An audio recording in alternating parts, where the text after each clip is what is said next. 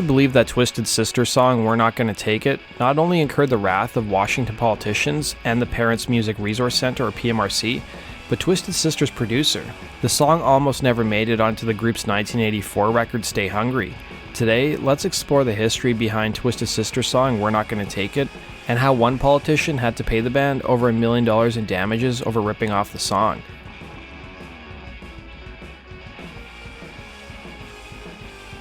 Twisted Sister hailed from New Jersey and cut their teeth as a cover band playing clubs in the 70s. Even before landing a recording contract, they gained a rabid following and were playing huge venues. But it took the band almost 10 years to land a major recording contract. They would end up signing to Atlantic Records, and their first release for the label had some success in America, charting at number 130 on the charts. But Twisted Sister seemed to get a warmer reception across the pond in the UK, where their album peaked at number 14.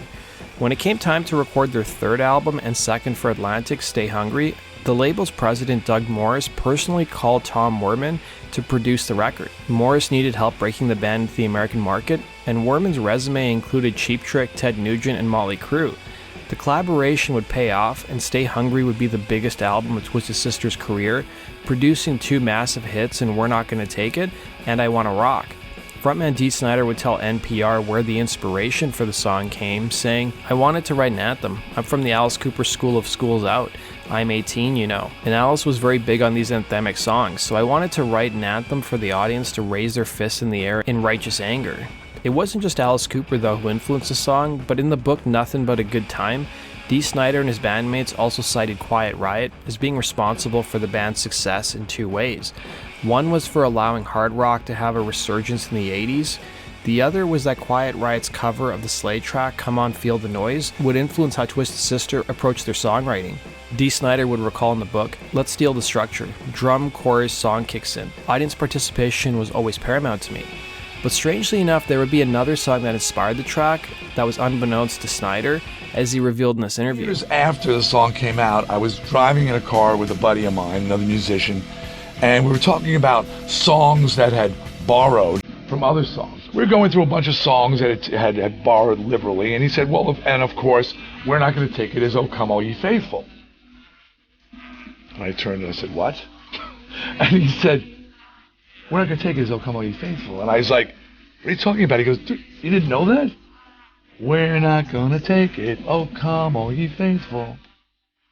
I was like, thank you, God. Because I sang in the church choir till I was 19 years old, so it has sort of absorbed into my system. So I do owe my church choir history the success of Twisted Sister. And so kids, go to church.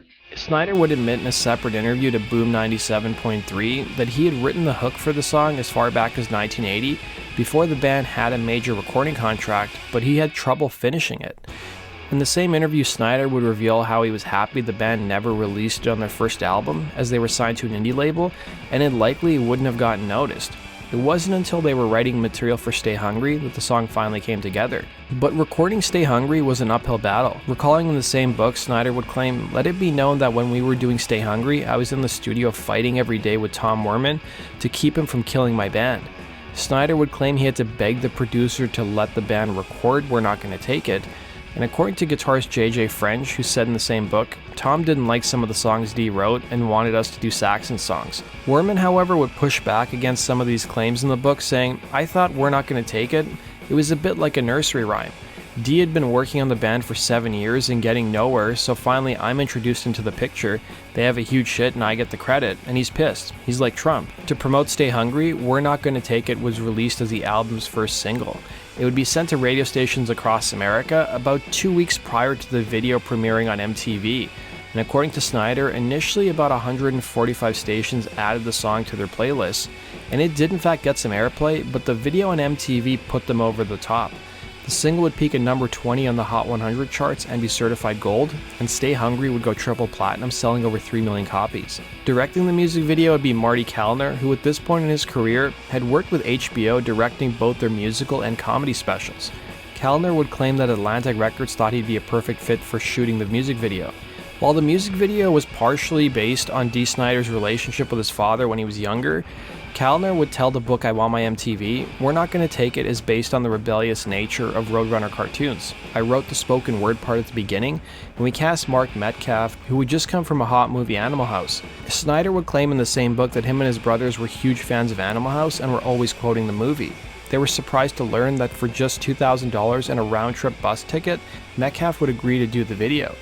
Normally the band would send a PA to pick him up, but D was such a huge fan, he went to the bus station himself and met him in person.